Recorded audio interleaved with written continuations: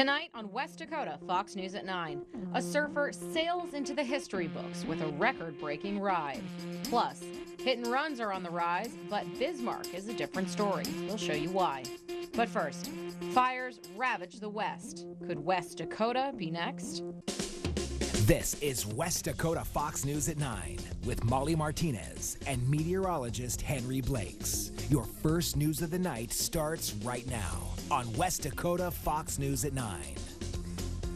Good evening, I'm Molly Martinez. A mix of dry earth and high winds is recipe for disaster. Here in North Dakota, we've got both. Today, reporter Maddie Gelseth spoke to the fire marshal who's trying to stop a wildfire before it sparks. The Bismarck Rural Fire Department responded to a fire Sunday morning on Sheehan Road. The cause of the fire is still unknown, but it's a scary situation to neighbors who live nearby. We were just rolling into town and my wife pulled it up on Facebook, and my brother lives on Sheehan, and we thought it was his place and he was with us. So yeah, we were a little freaked out until we got down home, but yeah, it just goes just like that, especially with the wind, Which could cause a fire to get out of control. Without precipitation, high wind, fire can get out of control before we're even aware of the potential. Fitzsimmons says not properly disposed cigarette butts are a major issue in these dry conditions. The Bismarck Fire Department says you should never flick a cigarette butt out the window. If you're disposing of smoking materials, make sure you do so in a metal or an approved container. Burley, Mercer, Stutzman, and Stark County have a burn ban in effect. For more information on what the current fire danger is, you can go to North Dakota Department of Emergency Services, their website. Henry, some good news out of all this. It looks like we might be getting some rain headed our way. Yeah, actually we've got some reports from a friend of mine of some showers. Thanks, Henry. Tonight, the Heritage Center hosted a debate between the three Bismarck mayoral hopefuls. John Sowling was there and gives us the highlights. Some sad news tonight. Senator Heidi Heitkamp has announced that her mother, Doreen Heitkamp, has passed away. It happened yesterday after a lengthy battle with Parkinson's disease. She was 88. Heitkamp praised her mother for her selfless service to her 7 children. Her father passed away in 1982. A Bismarck mother and her boyfriend are arrested after her child is beaten so badly he needs emergency surgery. According to court documents, Bismarck police officers were called to a local hospital for a suspected child abuse.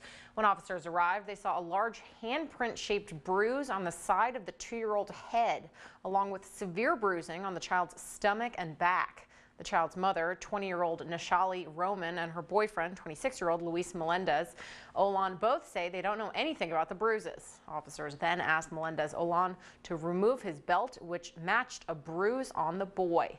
The boy suffered internal bleeding from the bruising and needed emergency surgery.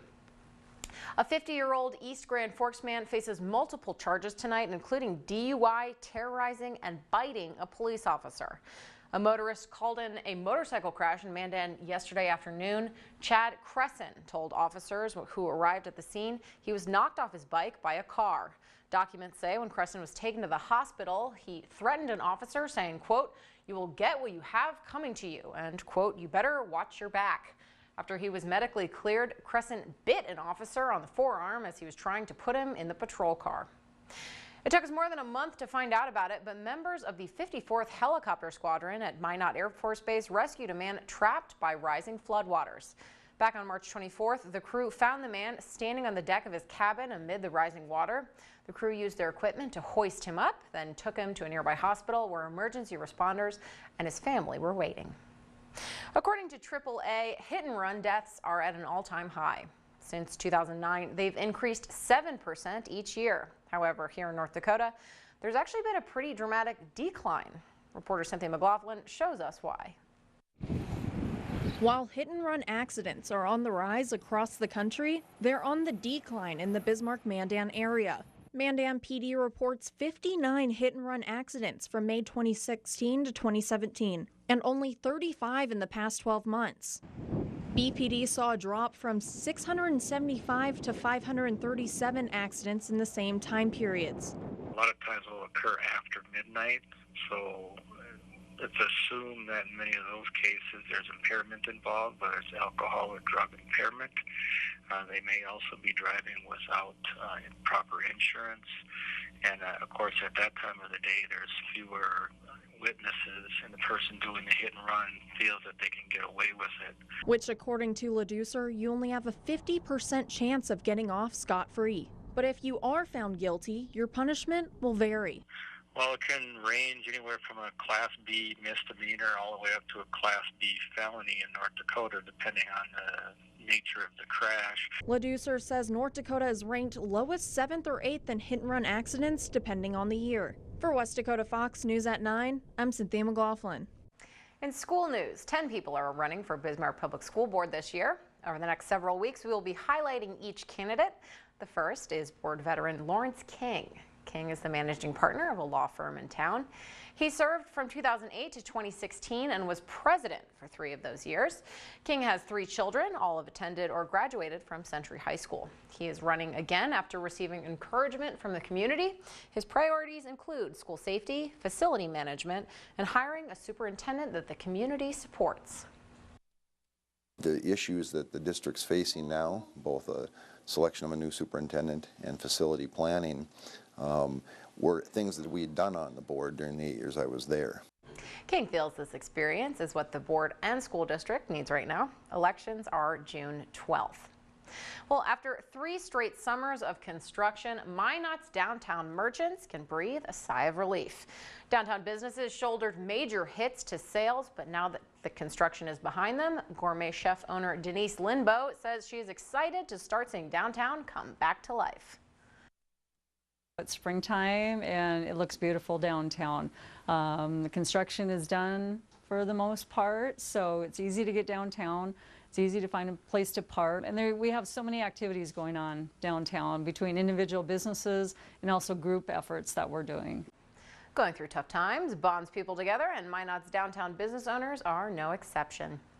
Speaking of which, this week is Small Business Week. It's a time that we recognize the hardworking people who make up so much of the economy. Minot's downtown is full of small businesses who say this week is a great time to raise awareness about shopping local. Extremely important to support small businesses because the more you shop local, the more money stays in your community. I love Small Business Week. It's the heart of everything that we're involved in. Being downtown, majority of the businesses are small businesses. You know, the heart of America is small business. Speaking of small business, Plaza Drug in Bismarck's Arrowhead Plaza now has groceries for sale. It's in response to the closure of Dan's supermarket. The store made enough room to sell staple items like milk, bread, and eggs. Well, AAA says the national average price of a gallon of gas is now up to $2.81. That's 43 cents higher than last year and the highest since November 2014. In North Dakota, the statewide average is 14 cents less than the national average and 33 cents higher than it was a year ago. AAA says prices could go up another 10 to 15 cents a gallon by Memorial Day weekend. Well, it was a record-setting year for the Stanford Health Foundation Great American Bike Race. The somewhat final figure is $420,323. Organizers say, however, that some donations are still trickling in. The money helps families with children with cerebral palsy and other similar conditions. A fast-moving wildfire is forcing hundreds to flee in Arizona. Known as the Tinder Fire, authorities say the blaze sparked on Friday in Coconino County. Since then, it's scorched more than 8,000 acres. Crews say it's still at 0% containment. No word on how many homes have been lost, but luckily no injuries have been reported. Another wildfire to tell you about, this time in Palm Bay, Florida. Smoke from a massive brush fire forcing crews to shut down a stretch of highway this morning. Before mopping it out, the fire managed to burn 600 acres. Lanes have since been reopened along I-95. The cause of the fire is still unknown. Now, bus drivers' clearance estimations were a little off. Today, this bus got lodged under a bridge at the Denver International Airport. As you can see, the bus was too tall to make it. There were no passengers on board at the time. Police say the driver was on the wrong road at the time and was cited for careless driving. In business news, GNC announcing it will close 200 stores this year to cut costs. The move is also aimed at digging the company out of more than $1 billion debt. Like other retailers, GNC has been struggling with large brick and mortar presences and the competition from online retailers. The company operates or oversees almost 9,000 stores. Well, here's a bizarre story. An outbreak of toxic caterpillars is causing health problems around London. Hairs found on oak processionary moths are causing asthma attacks, vomiting, and rashes. People affected have also had eye and throat irritations as well as fevers. The Forestry Commission has started treating trees containing these caterpillars. People are advised not to touch any nests. Today marks National Adopt a Shelter Pet Day. The day aims to raise awareness for the thousands of animals around the country waiting to be rescued. About 6.5 million animals enter shelters each year, according to the American Humane Society for the Prevention of Cruelty to Animals, and just 3.2 million of those pets are adopted into forever homes. Over on the water, a world record was just set for biggest wave ever surfed. Footage shows the surfers slicing through a massive 80-foot wave in Nazar, Portugal. The feat happened back in November, but the record wasn't confirmed until now. The previous record was a 78-foot wave. And a much smaller wave is going viral tonight after a dolphin takes out a paddleboarder. This is in Gracetown, Australia. You can see the paddleboard get completely leveled by the dolphin who jumped out of the pod.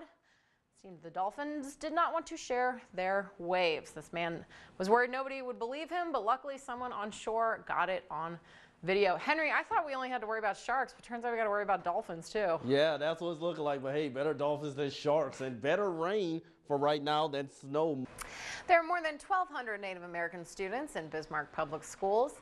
The district gets about $270,000 from federal grants and the Standing Rock Sioux Tribe to run cultural programs through their Indian Education Department. Andrew Horn shows us what those programs look like. To keep getting the grant money, federal law says a district must enter a, quote, meaningful consultations with the tribes about how they want their programs to look. Kramer and Albers both want to see the program expand and have more coordinators. The University of Richmond has some new staff members they're enlisting. A tribe of goats to serve as groundskeepers. The goal is to have the goats chomp at undesired foliage as part of an eco-friendly invasive plant removal around campus. The goats will be on the lookout for leaves, twigs, vines, and various shrubbery to eat. Henry, it looks like our shrubbery is going to be getting a drink this next couple days. Yeah, most definitely got some showers across the region right now. They'll be out of here tonight, but we will be looking at cloud cover for tomorrow and cooler temperatures. We'll be starting out in the mid-30s as we wake up. Slight chance of a few showers as well Wednesday, but by Thursday into the weekend, we're back in the 70s. Oh man, it's cold tomorrow. It's going to be a little chilly, but hey, there'll be some folks that like it. Henry Blake's giveth and he taketh away. We'll see you tomorrow.